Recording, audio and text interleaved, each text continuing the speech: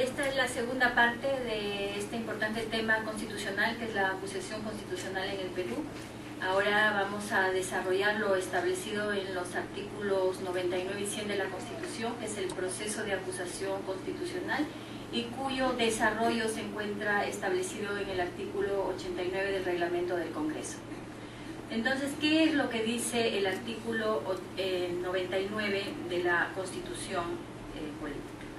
El artículo establece que corresponde a la Comisión Permanente acusar ante el Congreso a los 9 cargos que ya habíamos señalado en la clase anterior, que son el Presidente de la República, los congresistas de la República, los ministros de Estado, los miembros del Tribunal Constitucional, los miembros del Consejo Nacional de la Magistratura, los vocales supremos, los fiscales supremos, el Contralor General y el Defensor del Pueblo. Estos 9 cargos de los altos funcionarios son los que tienen la prerrogativa funcional del antejuicio, pero además señala el artículo 99 que son denunciados por infracción constitucional y por todo delito cometido en el ejercicio de sus funciones y hasta 5 años después de haber dejado el cargo. ¿Qué significa eso? Ahí encontramos la primera contradicción que existe entre lo señalado, lo mandado por la Constitución y lo establecido en el reglamento, que dice por todo delito cometido en el ejercicio de la función, y el reglamento señala por todo delito cometido como funcionario público. Entonces eso nos hace remitirnos al capítulo señalado en el Código Penal respecto a los delitos cometidos por funcionarios públicos específicamente. Entonces ahí como que todavía no se decide qué es lo que efectivamente por todo delito, porque si fuera por todo delito, entonces no tendría nada que hacer el artículo 99 de la Constitución, donde se establece que los congresistas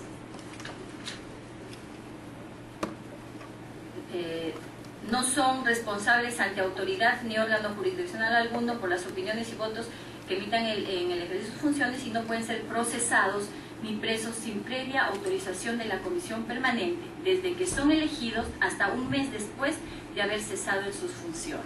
Como vemos, entonces acá se hace la diferencia en lo que es el procedimiento de levantamiento de inmunidad con el procedimiento de acusación constitucional, ¿no? Entonces por eso es que queda un tanto en el limbo lo que dice el artículo 99 de la Constitución con el 89 del Reglamento del Congreso. Y habla de 5 años después de haber dejado el cargo, como también señalamos en la clase anterior. Esto es un plazo de caducidad. Es un plazo de caducidad que ha tenido que precisarse con un informe de la Comisión de Constitución que fue aprobado por la Comisión Permanente en ese sentido.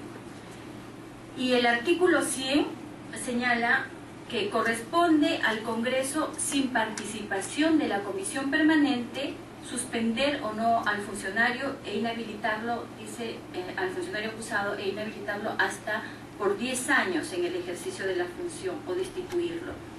En este caso ya estamos refiriéndonos primero a lo que es el juicio político que difiere del antejuicio. El artículo 99 establece, ¿no?, que son acusados por delito en el ejercicio de la función, y el 99 ya habla de una sanción, y esta sanción corresponde en la función que al Congreso, la función político-punitiva, de aplicar esta sanción con el procedimiento si es que encuentra al funcionario culpable. Es decir, como ya señalamos en la clase anterior, es competencia del Congreso de una forma exclusiva y excluyente realizar el procedimiento del juicio político desde el proceso hasta la sanción, ¿no? Entonces eso es lo que señala una parte del artículo 100. Después también establece que el acusado tiene derecho en este trámite a la defensa por sí mismo o con abogado, ¿no? Y también señala que en caso de resolución acusatoria de contenido penal, el fiscal de la Nación formula la denuncia ante la Corte Suprema en el plazo de 5 días. Entonces acá ya es el mandato de lo que se establece respecto del antejuicio. Concluido el antejuicio, el Congreso emite una resolución acusatoria que es tramitada ante el fiscal, ante la Fiscalía Suprema, y la Fiscalía Suprema, en los términos de la resolución, hace la denuncia. Es decir, no puede ni ampliar ni disminuir los términos de la acusación que se establece en el Congreso. Por eso que yo les decía en la clase anterior que constitucionalmente la competencia de la Fiscalía, que es el titular de la acción penal, en este caso se le está limitando, ¿no? De manera contradictoria. En un artículo se dice que es autónomo, que le corresponde, que tiene la titularidad de la acción penal, en este caso no. En este caso se le está señalando que tal cual sale la resolución acusatoria del Congreso, tiene ellos simplemente que denunciar, es decir, solamente actúan como una mesa de partes, ¿no? Reciben la denuncia y es más, como les decía también, el artículo 100 va más allá, sino va para el tema ya judicial. El juez no puede, o sea, en el auto operatorio tiene que ser en los mismos términos. Entonces ahí como que, bueno, está en la Constitución. Y claro, sabemos que no todo lo que está en la Constitución puede ser constitucional. Entonces, este es el proceso de acusación constitucional. Y el desarrollo de este proceso, el procedimiento, se encuentra establecido en el artículo 89 del reglamento del Congreso. Yo supongo que ustedes han leído este procedimiento y bueno, muchos ya lo conocen, que hemos trabajado con esto, ¿no? Como Hugo, Max y Pablo, ¿no? Que siempre hemos trabajado en esos temas de acusaciones constitucionales, para hacerlo más ligero, ¿no? ¿Cuál es el procedimiento? El procedimiento de acusación constitucional, como todo proceso, lo hemos dividido en tres partes, que es el procedimiento postulatorio, el procedimiento investigatorio y el procedimiento decisorio. Dentro de estas fases del proceso hemos distribuido el procedimiento establecido en el artículo 89. El procedimiento postulatorio, que la finalidad es la presentación del proceso, y no solamente la presentación, sino la admisión en todo caso, en este caso del Congreso, quien realiza el análisis de admisibilidad y o procedencia, y a través de un informe de calificación, que se denomina informe de calificación, es donde se determina si puede ser procedente, puede ser improcedente o puede ser inadmisible, ¿no? Entonces, ¿cómo se realiza la calificación de la denuncia? La denuncia es presentada a través de trámite documentario. Trámite documentario la eleva a Oficialía Mayor, quien es la que pone un decreto y numeran la denuncia. La denuncia numerada es la que se remite a la subcomisión de acusaciones constitucionales. La subcomisión realiza un análisis que se denomina un análisis liminar para ver la admisibilidad y o procedibilidad de la denuncia. Entonces, que cumpla con todos estos requisitos que señala el reglamento, que son los requisitos de admisibilidad y procedibilidad. Y ahí también tenemos, en el momento les voy a señalar la incoherencia que hay entre el reglamento, en los artículos del reglamento respecto de la admisibilidad y procedibilidad. La subcomisión de acusaciones constitucionales tiene un plazo de 10 días para calificar la denuncia, es decir, desde el momento que se presenta la denuncia. Debería tener 10 días, en 10 días hábiles, calificar. Sin embargo, esto ha pasado en periodos anteriores donde había muchas denuncias y la subcomisión no se abastecía para realizar el procedimiento. Entonces, ¿desde qué momento se empezaba a contabilizar este plazo? No del momento que presentaron la denuncia, y muchos denunciantes lógicamente presentaban su denuncia y en 10 días llamaban a la subcomisión y decían, necesito que me digan cuál es el informe de calificación porque el reglamento establece 10 días. Pero la subcomisión optó, y lo hizo ya práctica parlamentaria, que el plazo empezaba a correr desde que se daba cuenta en la subcomisión. Es decir, en sesión de la subcomisión se informaba el recibo de los números de las denuncias y desde ese momento empezaba a correr el plazo para calificarla. Y como les decía, eso por la carga que se tenía, yo no sé ahora cuál será esa carga. Yo hace un año que no estoy en acusaciones constitucionales, pero antes sí, había muchísimas denuncias y no se abastecía, y porque procedimentalmente era inviable hacerlo. Viable porque daban no solamente los plazos, sino que establecían requisitos que eran muy estrictos, como por ejemplo que estén todos los miembros presentes para debatir un informe final o hacer una audiencia. Eso era un tanto imposible cumplir, ¿no? Después que se modificó el reglamento, ya como que se ha hecho más viable este procedimiento. Entonces, como les decía, el plazo para que empieza a computarse a partir que la subcomisión toma conocimiento en sesión de la recepción de la denuncia. ¿Y cuáles son los requisitos que señala el literal A del artículo 89 del reglamento?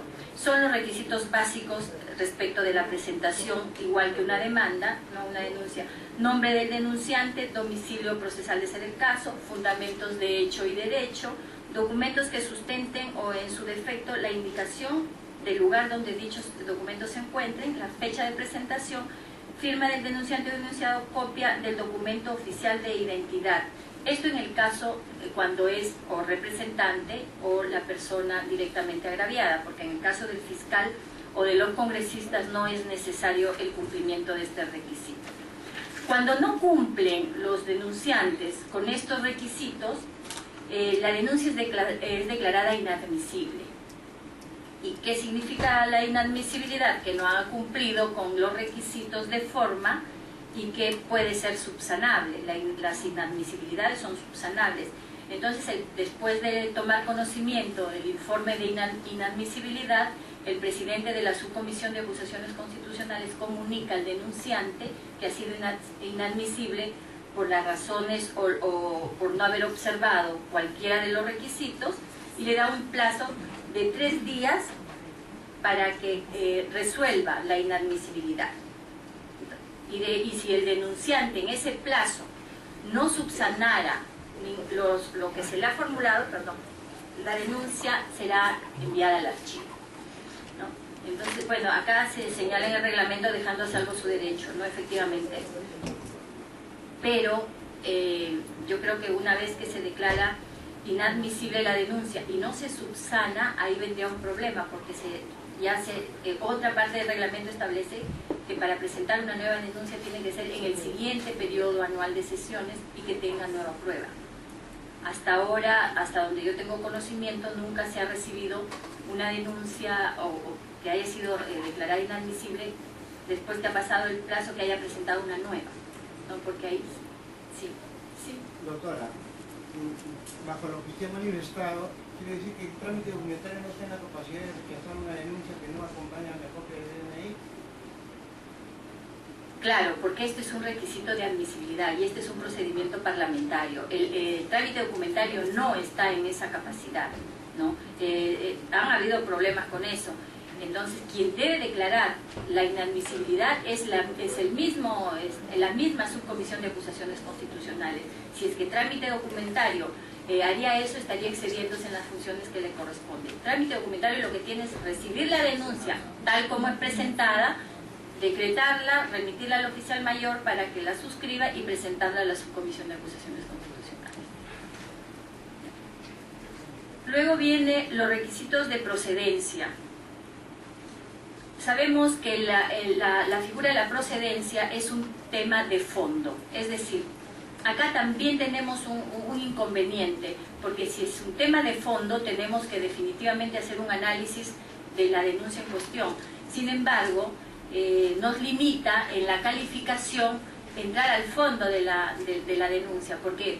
Porque eso ameritaría ya que hagamos una investigación previa para declarar la procedencia. Entonces acá lo que debería hacer, digo yo, es no declarar la procedencia, sino declararla fundada e infundada.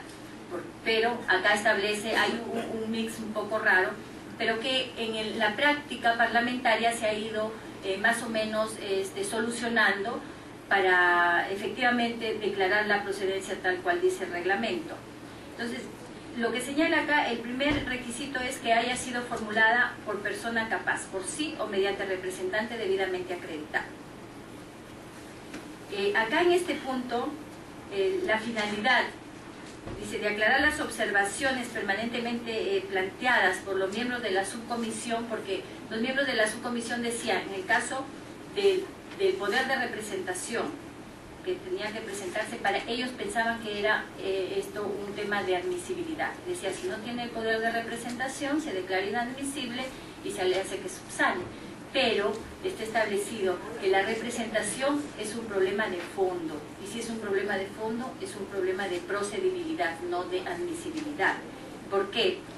Si es que no está muy claro en lo que señala el reglamento, nos tenemos que remitir a otras normas, como es el Código Procesal Civil, donde se establece que el poder de representación se considera un requisito de fondo, por eso está considerado como procedibilidad, por estar directamente vinculado con el otorgamiento de la capacidad jurídica del denunciante que le otorga a otra persona. Es decir, con el poder de representación, lo que se está procediendo es la legitimación del representante para que en su nombre haga la denuncia. Entonces, si es que presenta a nombre de una persona y no tiene el poder de representación, no existiría la denuncia. Entonces no podría declararse inadmisible porque no habría que subsanar ahí, porque no se parte desde que no existe la denuncia, porque quien es el legitimado para presentarla no le ha dado esa facultad a la otra persona. Entonces, esto, y además también se establece, el poder de representación tiene que ser un poder especial, basado en la literalidad, que se señale específicamente, pasa a ser un poder especial de acuerdo también a lo establecido en el Código Procesal Civil, donde los poderes especiales, de manera literal, se establece cuáles son las facultades que se le está otorgando para que quien representa sea el que las ejerce, ¿no? Acá han habido, y en ese sentido, han habido muchas denuncias que definitivamente sí, lamentablemente han sido declaradas improcedentes, pero como les dije también en la clase anterior, también hemos tenido denuncias, por ejemplo, de los procuradores, que ellos se sentían con la capacidad de representar, es más, les daban un mandato, como ha pasado incluso en el Congreso, que también les señalé, que la mesa directiva le otorgaba la facultad al procurador para que denuncie a un congresista. Y esta es una función exclusivamente parlamentaria, que no puede ser delegada, y menos por la mesa directiva, quien tiene atribuciones administrativas, no tiene atribuciones parlamentarias, para ceder atribuciones parlamentarias. Entonces, acá ya sabemos por la clase anterior que no pueden formular denuncias ni los procuradores ni los representantes de las ONGs. Porque pasamos, en el caso de los representantes de las ONGs, a los denominados intereses difusos, que quien tiene la competencia es el fiscal de la nación. Otro de los requisitos es que la persona que formula la denuncia sea agraviada por los hechos o conductas que denuncia. En este caso también les aclaré, pero como es uno de los requisitos, que la persona denunciante debe ser directamente agraviada. Y ahí es las confusiones que también se presentan, ¿no? Por ejemplo, han habido personas que altos funcionarios han cometido supuestamente algún delito y yo como parte del Estado me siento agraviado. Por ejemplo, existió una denuncia de una ex fiscal suprema, la doctora Elcira Vázquez, quien tenía 2 partidas de nacimiento con lógicamente diferentes fechas de nacimiento, donde le favorecía, y no solamente le favorecía en ser más joven, sino le favorecía en el cargo que tenía como fiscal suprema, que es hasta los 70 años, creo, me parece que es hasta los 70 años, y que ella creo se había rebajado 5 años, entonces le daba, ¿no? Y eso definitivamente es un delito, y fue denunciada por falsificación genérica, y definitivamente fue denunciada por un ciudadano que decía que como la señora era una alta funcionaria del Estado, él se sentía agraviado porque la funcionaria del Estado, a quien se le encargaba muchos temas de competencia antes jurisdiccional, porque no, los fiscales no tienen esa competencia, pero previo, entonces estaba cometiendo un delito. Y efectivamente, si es que yo creo que si la hubiese formulado algún congresista o el fiscal de la nación, yo creo que hubiese tenido acogida, porque efectivamente existían esas 2 partidas y se hubiese hecho una investigación. Pero lamentablemente se tuvo que archivar por carecer de este requisito, ¿no? Que no era la persona directamente agraviada. También, como les dije, hay organismos de las ONGs que también ellos formulan denuncias en representación de un grupo de personas que se sienten afectadas, como también les dije el ejemplo la vez pasada, formularon una denuncia contra el Contralor General de la República por haber pedido un pasaporte diplomático para la esposa, ¿no? En el momento que ya no era su esposa porque estaba divorciada. Después se volvió a casar, pero el delito ya se había, ¿no? Sin embargo, como lo formuló la ONG, que no tiene competencia, se declaró improcedente. También volvieron a formular otra denuncia contra el mismo Contralor, porque a la hora que se había vuelto a casar con esta señora, había consignado una dirección falsa en su documento, en la dirección que había dado la municipalidad, ¿no? Entonces, todas esas cosas que podrían llegar a investigar, si es que no se tiene claro quién es la persona directamente agraviada, lamentablemente la Subcomisión de Acusaciones Constitucionales no tiene otra cosa que archivar la denuncia declarándola improcedente. Otro de los requisitos es que se refiera a hechos que constituyan infracción de la Constitución y o delitos previstos en la legislación penal. En este caso, si bien es cierto, a la hora que se hace el análisis no puedes entrar en el fondo de la denuncia, porque si no, eso significa ya hacer una investigación, entonces optamos por decir que de manera liminar se está haciendo ¿por qué? Porque se tiene que ver cuáles son los hechos y se tiene que ver el nexo causal con los delitos, con las infracciones que se están planteando. Entonces, si es que verdaderamente existe este nexo, esta vinculación entre los hechos y los delitos denunciados, entonces podría decirse, en el caso de delitos, que efectivamente sí existen indicios razonables como para que pueda realizarse una investigación a fondo de la denuncia. ¿Quién califica las infracciones constitucionales? ¿Cómo se califican las infracciones? Ya. En el caso de las infracciones constitucionales, efectivamente, lo que se califica es eso. La vez pasada me preguntó, me parece que es la asesora de la Subcomisión de Acusaciones Constitucionales, no hay una tipificación de las infracciones constitucionales. Si es que no existe una tipificación, hay muchos doctrinarios que dicen, si no existe tipificación, se está violando el principio de legalidad. El principio de legalidad establece, ¿no?, que si no existe una ley previa donde se señale cuáles son esos delitos o las conductas por las que se sanciona, no debería realizarse este procedimiento. Pero en la práctica, ahora el tribunal emitió una sentencia que también señalaba uno de sus puntos, no lo hace vinculante, es remitida al Congreso, dice, para que se tome en consideración significa no es vinculante, sino que lo consideres, es el caso, que es esta sentencia de Tineo Cabrera, ¿no? Ahí se señala de que definitivamente se estaría vulnerando el principio de legalidad. Han habido denuncias por infracción constitucional donde efectivamente, como no existe una tipificación, entonces es muy general, no hay un desarrollo constitucional de las supuestas infracciones. Ellos proponen que debería haber una ley, como la ley de 1834, y que no ha habido nunca más desde esa ley, y que, como les señalé también, nunca fue aplicada porque definitivamente las sanciones eran tan severas como la pena de muerte, el destierro en esa época.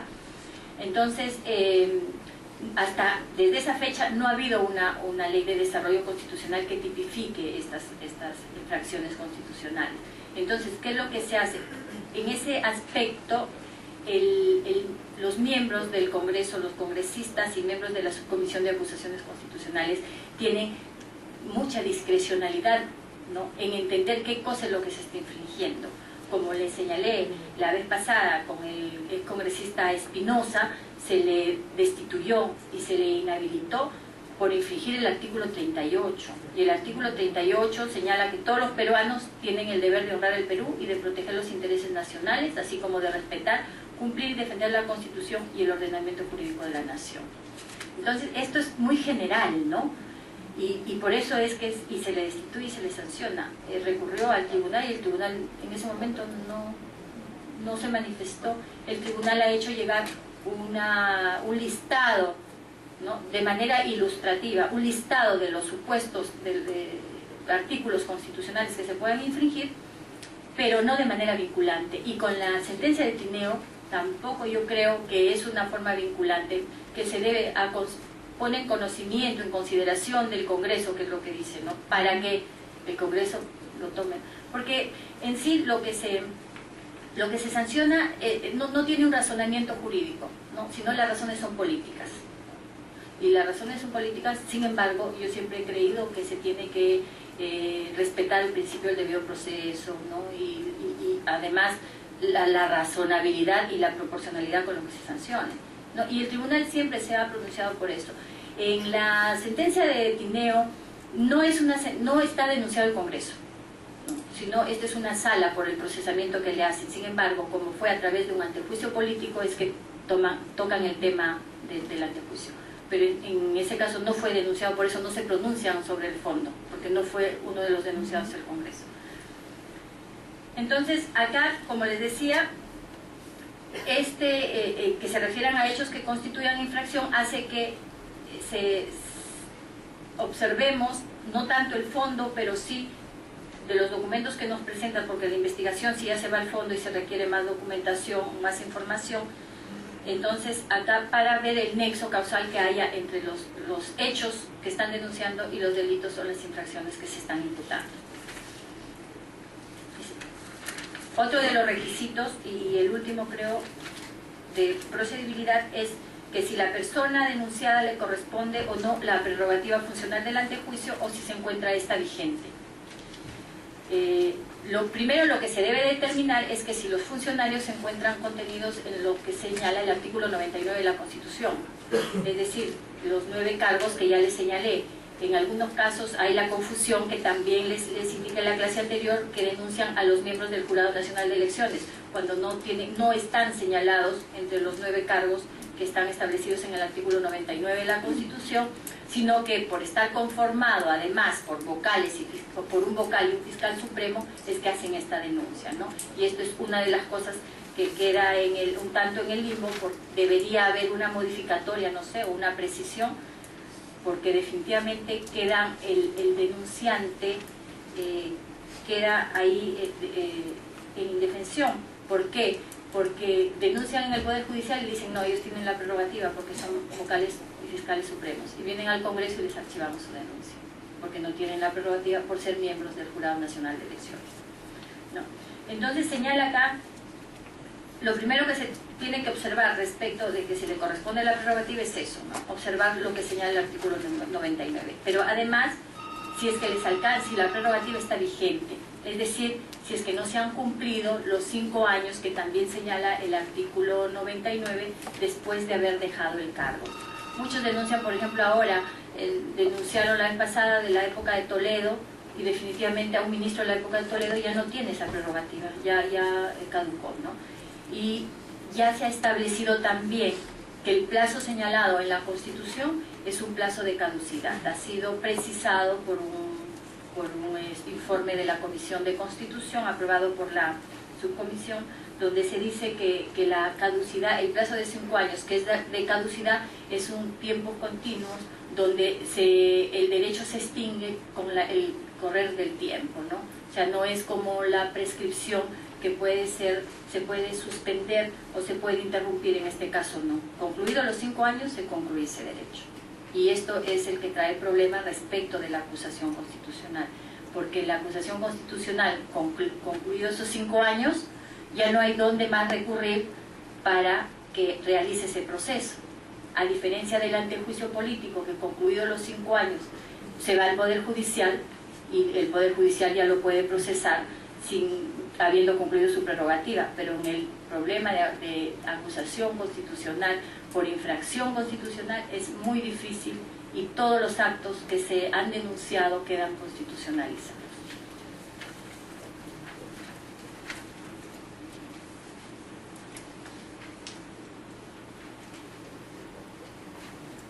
En el Congreso han sucedido, bueno, los casos, ¿por qué se da la caducidad? La caducidad puede ser que formulada una denuncia, deviene la caducidad, entonces se le denomina la caducidad sobreviniente, ¿no? Que puede ser porque el Congreso no actuó oportunamente, ¿no? Ese vendría a ser ya sobreviviente después de la presentación de la denuncia. Y también la caducidad cuando la presentan fuera ya del plazo de los 5 años.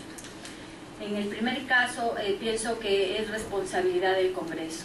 El Congreso tiene que actuar, yo creo, de manera más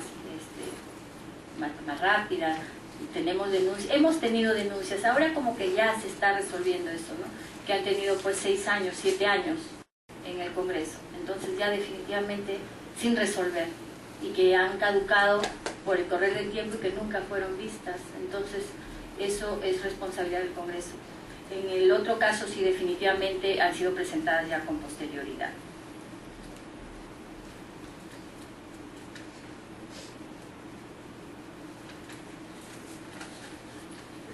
El otro requisito es si el delito denunciado no ha prescrito.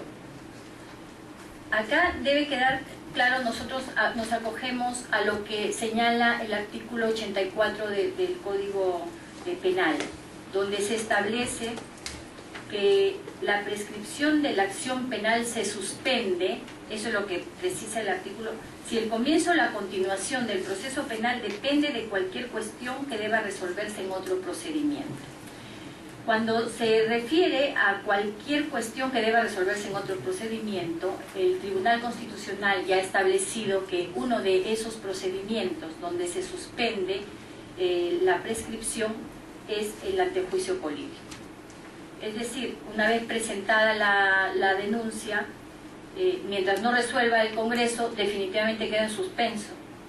Y si es que por A o B concluye el periodo y caduca la prerrogativa, puede ir al Poder Judicial.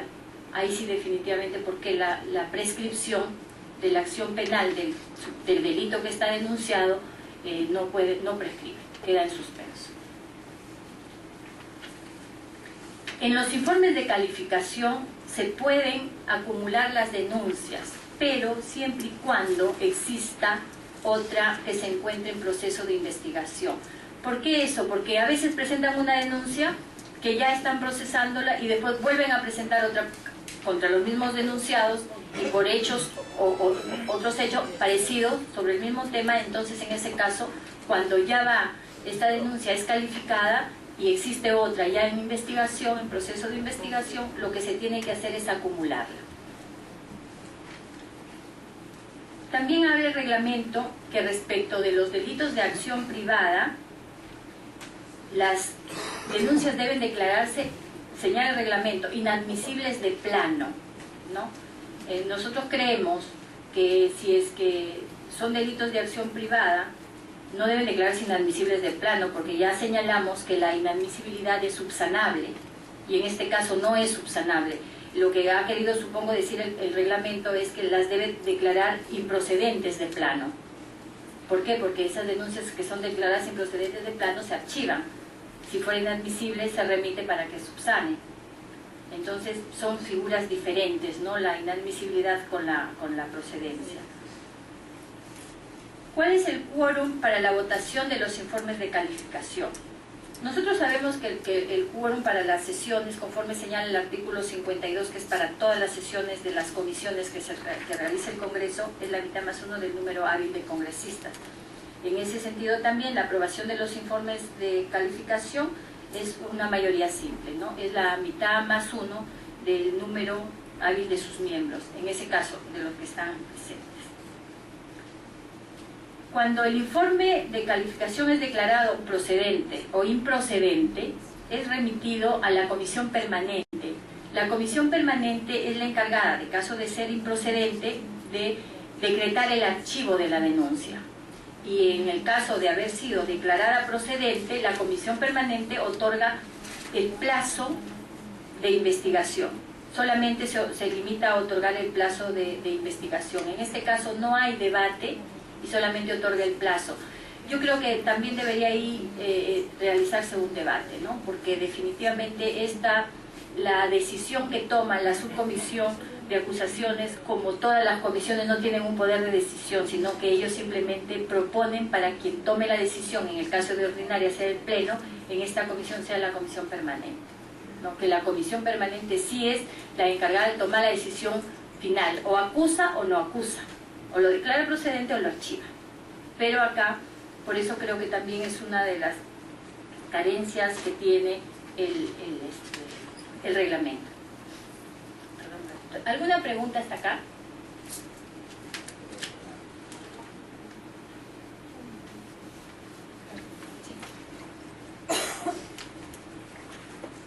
Doctora, ¿por qué han insistido diversas presidencias en darle poderes al procurador si son ellos los que no pueden hacer una acusación? ¿Por qué alguien no se ha dado cuenta del hecho no procede?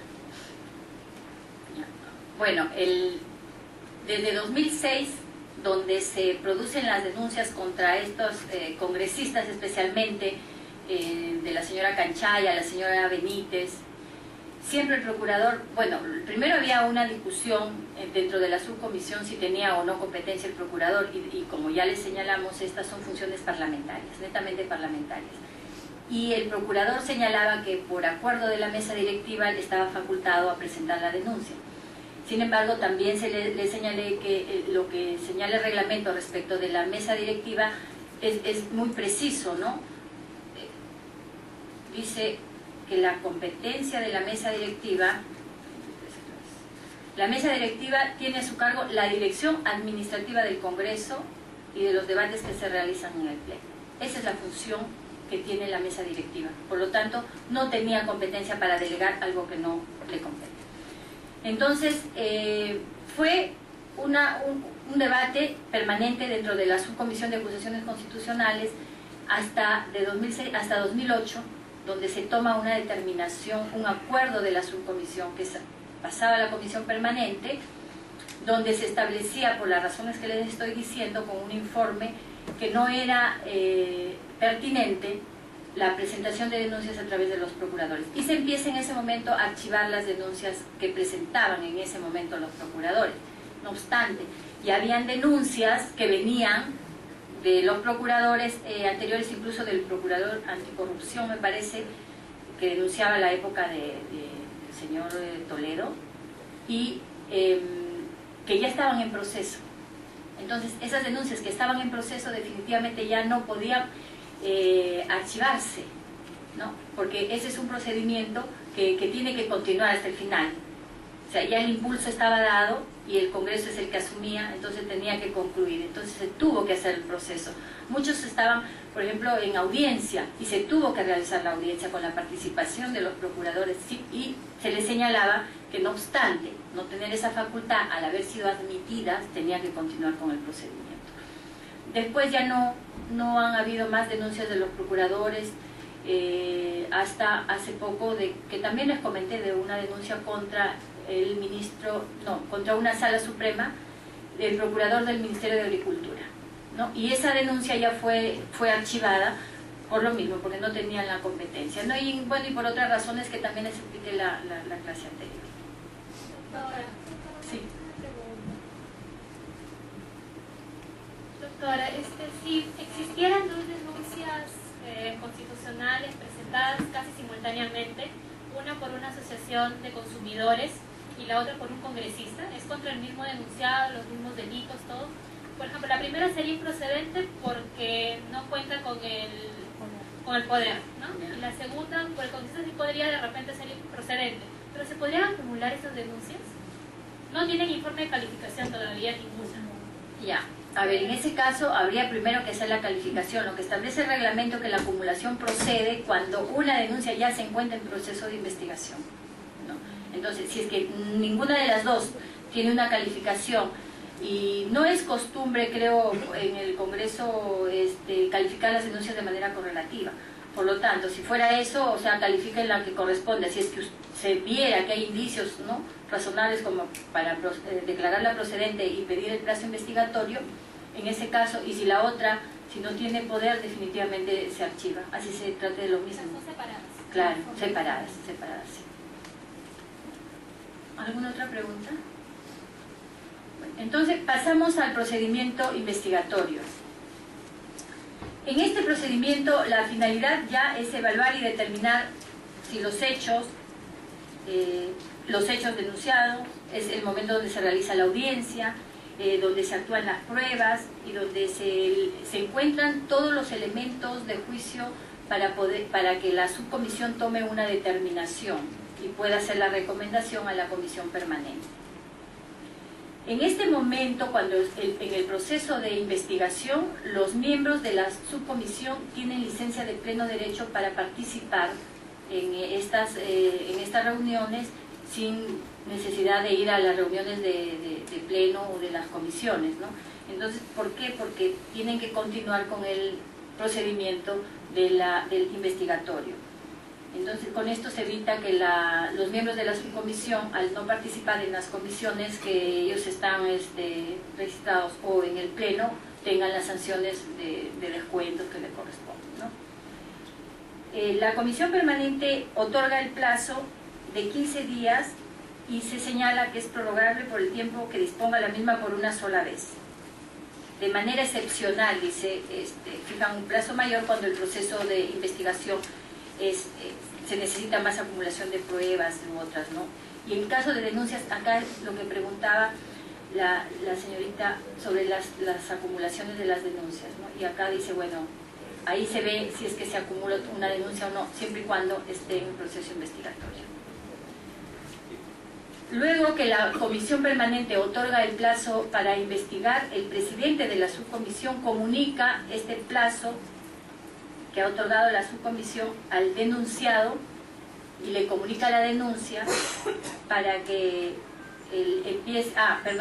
Antes de eso, este plazo empieza a computarse a partir que se toma conocimiento de la subcomisión del otorgamiento del plazo. Es decir, si el plazo lo otorgara hoy día, pero si la subcomisión no se reúne hasta dentro de 15 días, pues a partir de esa reunión es donde empieza a correr el plazo, no es al momento que se otorga.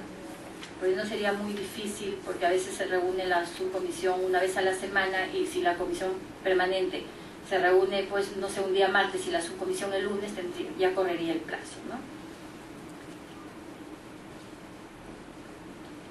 Se le notifica al denunciado dentro de los 3 días hábiles siguientes a tomar conocimiento. Se le comunica para que haga el descargo correspondiente. Y el denunciado tiene un plazo de 5 días hábiles para hacer el descargo. Este descargo, si es que no ofrezca las pruebas que crea conveniente, ¿no?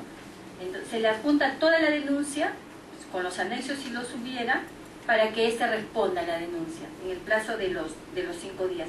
Cuando no tiene domicilio conocido, se notifica a través de la página web del Congreso, del portal del Congreso o de un medio, del diario oficial El Peruano.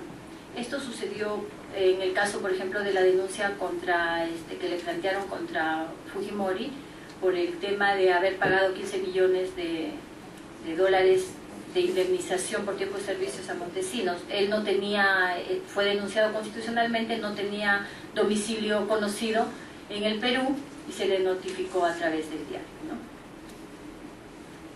Si es que el denunciado no formulara en el plazo de 5 días hábiles sus descargos, la denuncia continúa y se puede emitir el informe final.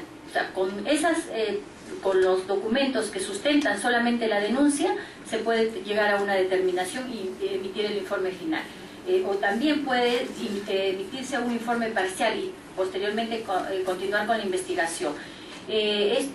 Solamente de lo que yo conozco han habido 2 casos. Que no presentó la denuncia, entonces se hizo el informe final y lógicamente se declaró improcedente porque no tenía sustento suficiente como para formular la procedencia.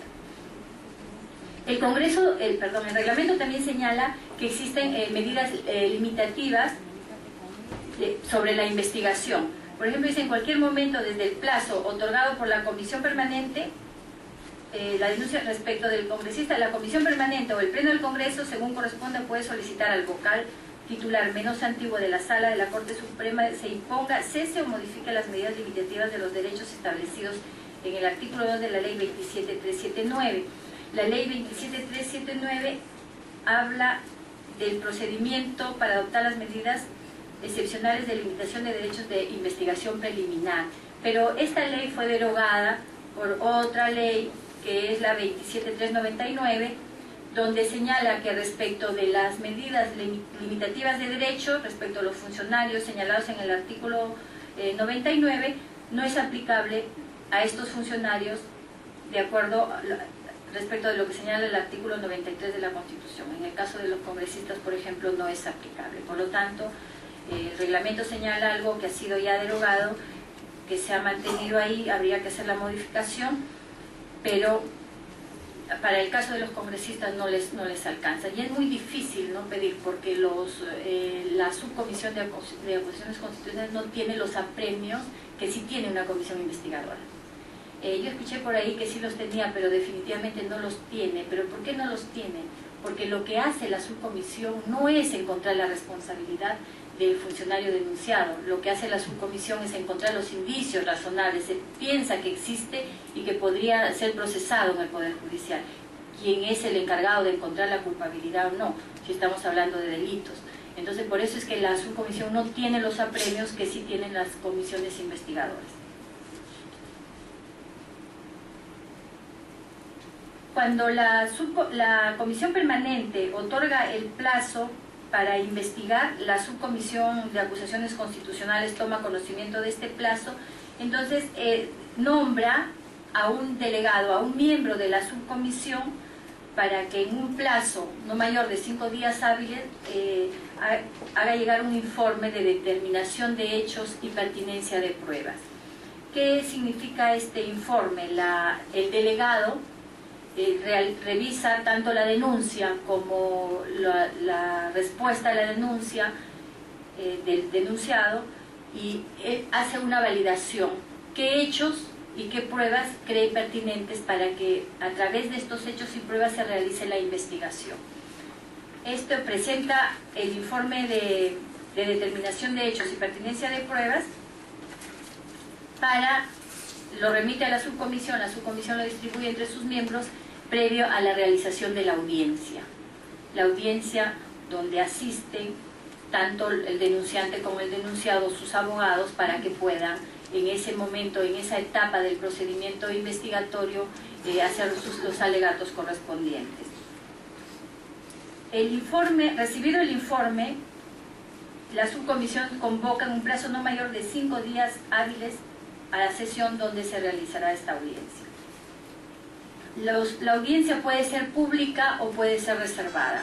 Es pública en los casos que la denuncia verse sobre infracción constitucional, y es reservada cuando verse sobre delitos de función, siempre y cuando el denunciado manifieste su conformidad de hacerla pública. Si el denunciado dice, bueno, que sea pública, va a ser pública, pero debería ser la audiencia reservada, ¿no? Si levanta esta observación, entonces la hacen pública.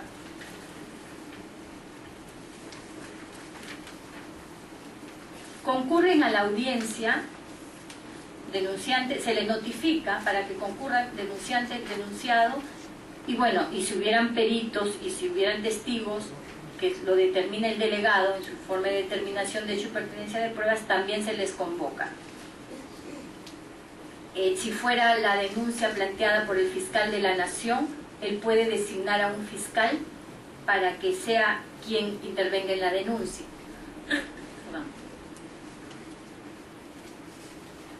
Se presentaron casos que fue denunciado el fiscal de la Nación, pero no como en el momento que era fiscal de la Nación, porque cuando es fiscal él no hace denuncias, sino en su condición de fiscal supremo. Fue denunciado, entonces se le convocó para que asista a la audiencia, a la investigación.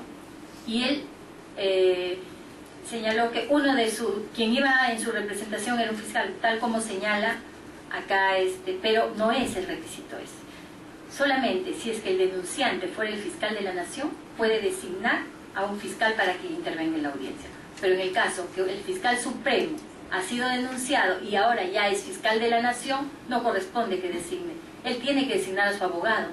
Es un abogado que no tiene nada que ver con que trabaje en el Ministerio Público.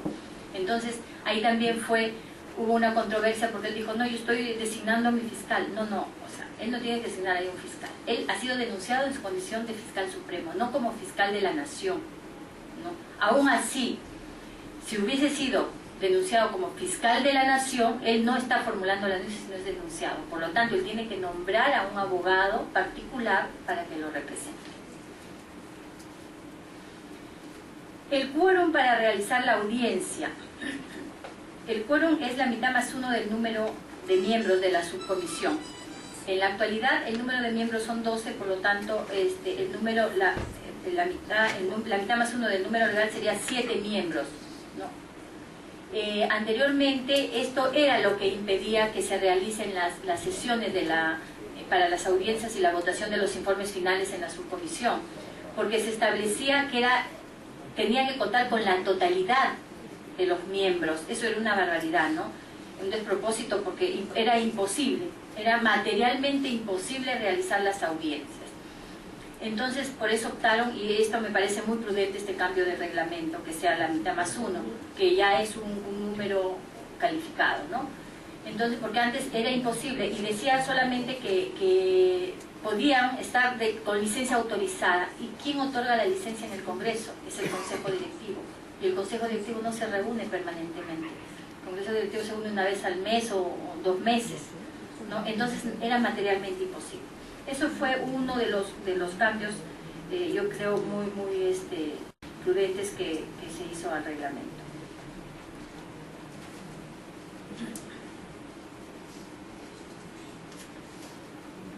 ¿Cuál es el procedimiento para realizar la audiencia? El procedimiento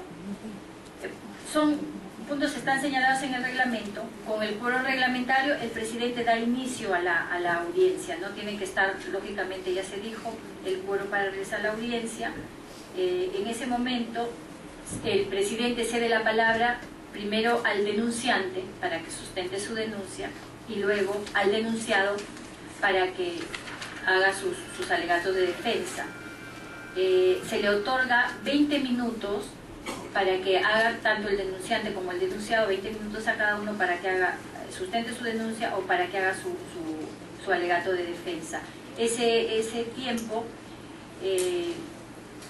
se le concede. Además también puede compartirlo con su abogado defensor, pero dentro de los 20 minutos, o sea, no es 20 minutos para cada uno, ¿no? Sino 20 minutos si lo puede repartir con su abogado defensor. El presidente recibe las declaraciones testimoniales que hayan sido declaradas por el congresista delegado o las realiza a través de su abogado, ¿no? Si el denunciante o el denunciado quisiera aportar nuevas pruebas, en ese momento se tienen que validar esas pruebas, porque ya no hay otro momento, otra etapa del procedimiento donde esas pruebas se puedan admitir. Tiene que ser necesariamente en esa audiencia. Posteriormente, concluido ya tanto el sustento del denunciante como el denunciado, el presidente concede el uso de la palabra a los miembros de la subcomisión, empezando por el delegado, que se supone es el que tiene más medios para hacer las preguntas, que es el que está realizando la investigación. Si es que hubieran peritos o testigos, posteriormente de eso también hacen sus alegatos, o se presentan para que se les hagan las preguntas del caso. En uno de los puntos, finalmente el denunciante o el denunciado pueden solicitar una réplica y después se le otorgará una dúplica, ¿no? Porque solamente hablan en ese momento, ya no hay otro momento para que puedan intervenir. Tienen los 20 minutos y pasado ese tiempo ya no es posible que vuelvan a intervenir, a no ser a través de una réplica, ¿no? Que se le otorgará al siguiente una dúplica. Acá se señala que en todo momento las partes tienen que dirigirse al presidente. Claro, porque no puede haber, como todas las sesiones, no puede haber diálogo, ¿no?, entre las partes. Y la audiencia concluye con las preguntas que formulen los miembros de la subcomisión de acusaciones constitucionales a los que están presentes. Una vez concluida la audiencia, el delegado tiene que presentar un informe que se le denomina el informe final. El informe final, que lo presenta a la subcomisión, tiene un plazo de 5 días hábiles posteriores a la audiencia para que presente este informe final. En este informe se establecerá si la denuncia es procedente o es improcedente, ¿no? O si es que da lugar a formación de causa o recomienda el archivo. La presentación de la propuesta del informe final presentado en el plazo que se le ha señalado de los 5 días hábiles, es debatido y votado en la subcomisión de acusaciones constitucionales. Eso es una propuesta que hace el delegado y la subcomisión es la que decide para poder ser elevado a la comisión permanente. También para debatir este informe final se requiere una mayoría calificada, que es la mitad más uno de los números de los miembros de la subcomisión, es decir, 7, porque en la actualidad son 12 miembros, ¿no? El informe tiene que tener una sola conclusión. La conclusión es: acusa al denunciado o archiva. No puede tener más, no se admite más conclusiones ni recomendaciones. Simplemente es única la conclusión. Para la votación del informe final se requiere una mayoría simple, la mitad más uno del número hábil de los miembros, incluido el presidente, incluido el voto del presidente, ¿no? Es la votación que se realiza para todas las sesiones de las comisiones. Una vez concluido con esta votación, el informe aprobado por la subcomisión se remite a la comisión permanente, donde el presidente ya ordenará la distribución de entre los miembros de la comisión permanente. Es para realizar ya el proceso final. Señala el reglamento que para el presidente de la comisión permanente, que es el presidente del Congreso, convoca sesión la misma que no se realizará antes de los 2 días útiles siguientes. ¿Y por qué? Eso, la razón que tiene es que tomen conocimiento, que lean el informe, ¿no? Para que puedan definitivamente, a la hora que llegan a la comisión permanente, poder debatirlo. Entonces le dan 2 días como para que estudien el informe y tengan en el momento del debate sus puntos de vista. En la sesión de la comisión permanente también puede concurrir el denunciado con su abogado. Es más, se le convoca para que concurra, se le cita a través de oficialía mayor para que concurra a la audiencia, donde se le señala que puede presentarse con abogado, donde tendrá también los 20 minutos para que haga el alegato de defensa.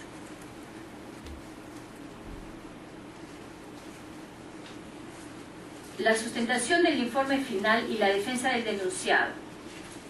El informe acusatorio es sustentado por el presidente de la subcomisión. En la práctica establece que quien sustente el informe ante la comisión permanente sea el delegado. ¿Por qué? Porque el delegado tiene más argumentos, ¿no? Porque él ha realizado la investigación para que pueda hacer el sustento ante la comisión permanente. Es ahí donde empieza ya, después de la sustentación, el debate del informe de acusación constitucional. Luego de debatido el informe en la comisión permanente, es donde ya definitivamente se establece si es acusado o no ante el Pleno del Congreso. Y la votación que se requiere en la comisión permanente también es una mayoría simple. Establece el reglamento que cuando hay una acumulación de denunciados se tiene que votar uno por uno, ¿no? Si es que corresponde o no la acusación. Esto generalmente se da cuando se denuncia a toda una sala suprema o a todos los miembros del Tribunal Constitucional. Si es que se aprueba este informe final por la acusación, la comisión permanente nombra a una comisión acusadora. La comisión acusadora es la que esa propuesta del presidente de la subcomisión de acusaciones constitucionales debe estar conformada por 1 o 2 miembros de la subcomisión, que es la que lleva en nombre de la comisión permanente, quien es la que acusa ante el Pleno al denunciado. Es lo que se nombra el acusador, ¿no? Esa es una tarea no muy grata y no todos los congresistas quieren asumir esa responsabilidad. Han habido muchos que sí lo han asumido y con toda la capacidad han llevado su denuncia, y bueno, ya es el Pleno quien decide definitivamente si es que procede o no procede. Cuando se remite el informe acusatorio de la comisión permanente, cuando se presenta, el consejo directivo es el que decide día y hora, y así como las reglas que se deben aplicar en el debate ante el Pleno, y siempre le otorga prioridad en el debate. Generalmente lo agenda para la siguiente sesión, ¿no?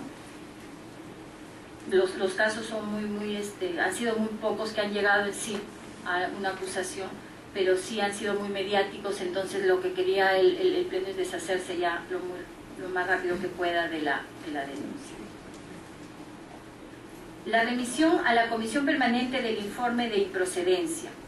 Si el informe final propone el archivamiento de la denuncia, o se denomina la improcedencia, que no cabría el término porque ya en la calificación se dio la improcedencia, ¿no? Vota previo debate. Es acá donde sucedió el caso del exministro Carranza, que alguien me preguntó en la clase anterior. En la investigación de la denuncia que se le hace al exministro de Economía Carranza, la subcomisión concluye en que el informe concluye por el archivo, porque no encontró argumentos sólidos de la denuncia.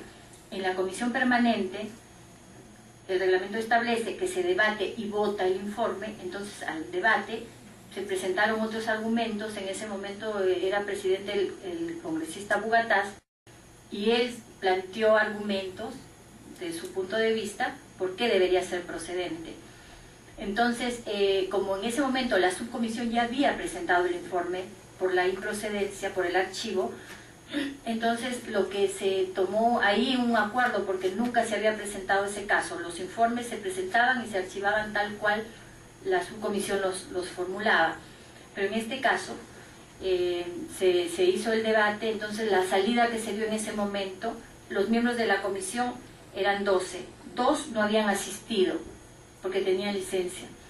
Entonces se les encargó a estos 2 congresistas, que fue la señora Solórzano y el señor Gamarra, que formularan el informe con los argumentos que se habían presentado en ese momento en la comisión permanente, que reformularan el informe de final.